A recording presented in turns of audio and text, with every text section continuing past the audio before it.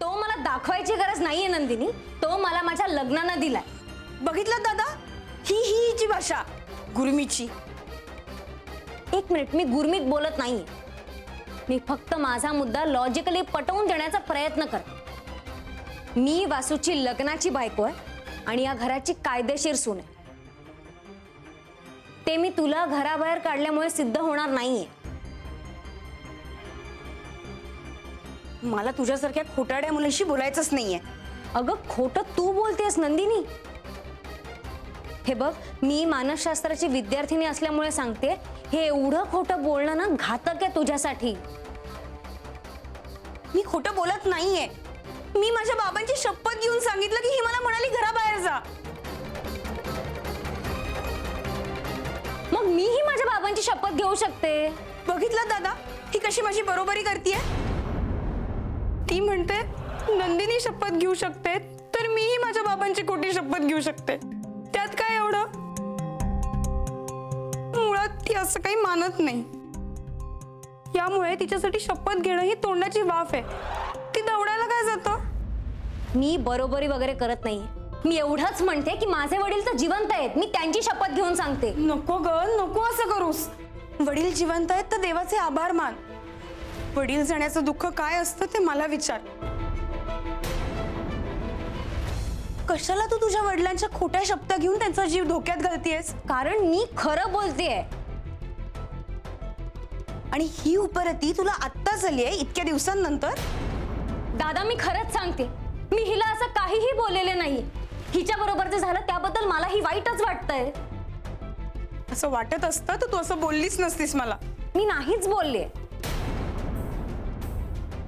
दादा, मी खरंच सांगते, मी माझ्या बाबांची शपथ घेऊन सांगते, मी हिला असं काहीही बोललेले नाहीये.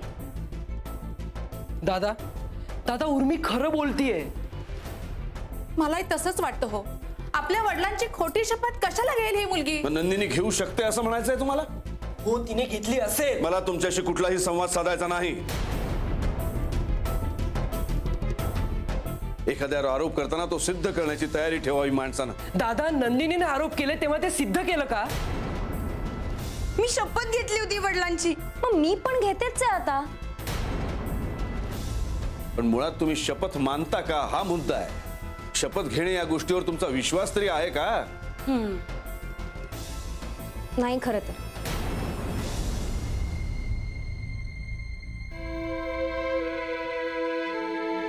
मी फारच वेगळ्या वातावरणात वाढले. आमच्या घरात कोणीच असं शपथ वगैरे घेत नाही. मुळात आम्ही कोणीच त्यावर विश्वास ठेवत नाही. आणि तरीही आम्ही तुमच्या शपथेवर विश्वास ठेवावा असं तुमचं म्हणणं आहे. मी विश्वास ठेवत नाही म्हणून मी खोटं बोलते असं नाहीये हो.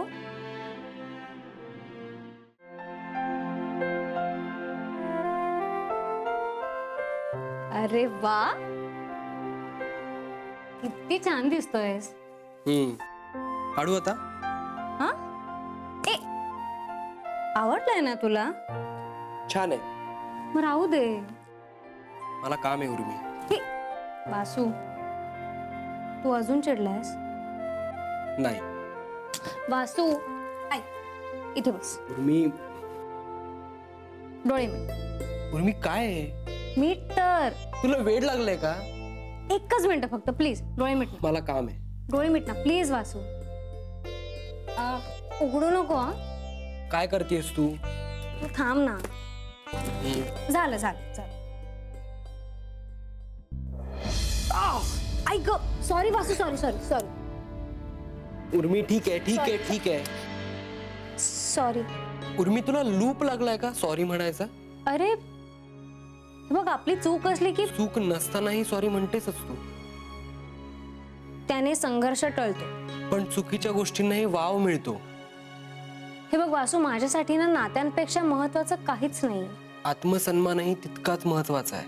हो, पण तो सॉरी म्हणाल्यामुळे कमी नाही होत. त्या शब्दाचा ना मला आता वीट आलाय उर्मी. वासू प्लीज ऐक. हे बघ, ज्या सॉरीमुळे नातं जोडलेलं राहतं ना, त्या सॉरीला थँक्यू म्हणायला हवं आपण. तू म्हण मग. काय तुला खूप सोस आहे. सतत सॉरी म्हण, थँक्यू म्हण, मला काही प्रॉब्लेम नाही. असू जाऊ दे ना आता. का आपण सतत तेच तेच बोलतोय? कारण मनात आहे ते. जाऊ दे ना प्लीज प्लीज, सोड आता ते सगळं. उर्मी, तू तसं करायला नको होतंस असं तुला एकदाही वाटत नाही? मला आता तो विषय नकोय. तू डोळे बंद कर ना उर्मी, प्लीज. आपण हे लावूयात. तू सारखा लॅपटॉपवर काम करत असतोस ना, तुझे डोळे शिणत असते. मग मध्ये मध्ये हे डोळ्याला लावायचं आणि डोळ्याला विश्रांती द्यायची, नाहीतर तुला चष्मा लागेल. आणि मला ढापणा नवरा नकोय बाबा. बरं आहे. हो ना? बघायचं नसेल ते मला वा डोळ्यांवर. म्हणजे बायकोच्या चुकांकडे बघायला नको ना हे लावलं की. उर्मी, असं काही कानाचं पण मिळतं का बघ ना. म्हणजे तेही लावून फिरत जाईन मी. कारण तू एकदा चूक नसताना माफी मागितलीयस, पुन्हा मागशीलच. आणि आता ते काही माझ्या कानांवर पडायला नको, नाही का? वासू, वासू.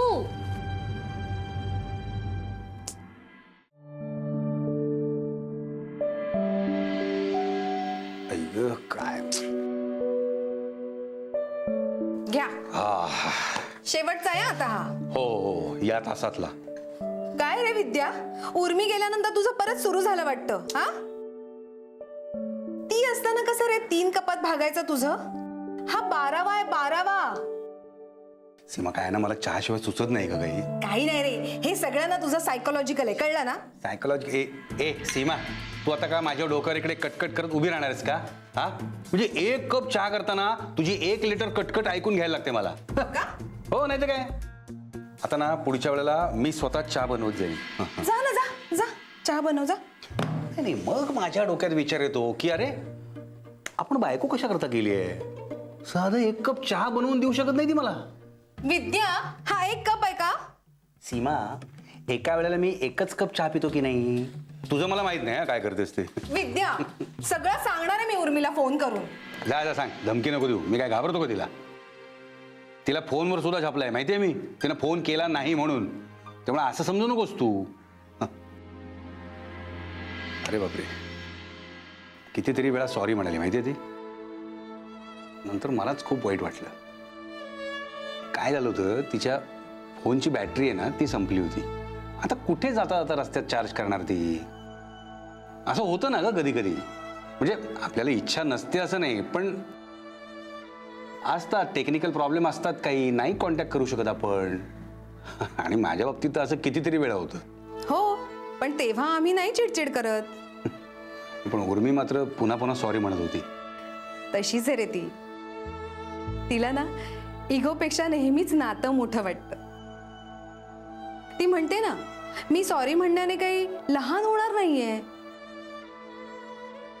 माझ्या सॉरी म्हणण्याने जर कोणाला बरं वाटणार असेल तर म्हणते मी सॉरी. ज्या सॉरीमुळे नातं जोडलेलं राहतं त्याला खरं तर आपण थँक्यू म्हटलं पाहिजे. खरंच सीमा, माणसं जोडणं ना कोणी उर्मीकडनं शिकावं आपल्या. हो, कधीपासून तिचं हे असंच आहे बघ. बघ ना, आत्ता एवढ्यात गेली तर वाटतंय महिनाभर झालं मी तिला भेटलेलोच नाहीये. हो रे, सगळं घर असं अगदी रिकामं रिकामं झाल्यासारखं वाटतंय ना. आपण ना घरजावी शोधायला पाहिजे होता सीमा. विद्या, काही असतं तुझं.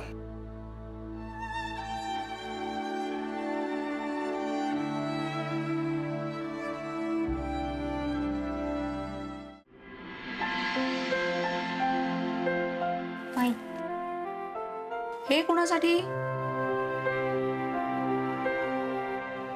अगं बाई, अगं पण आहे काय त्यात? हे ना पोथी वाचण्याकरता स्टँड आहे.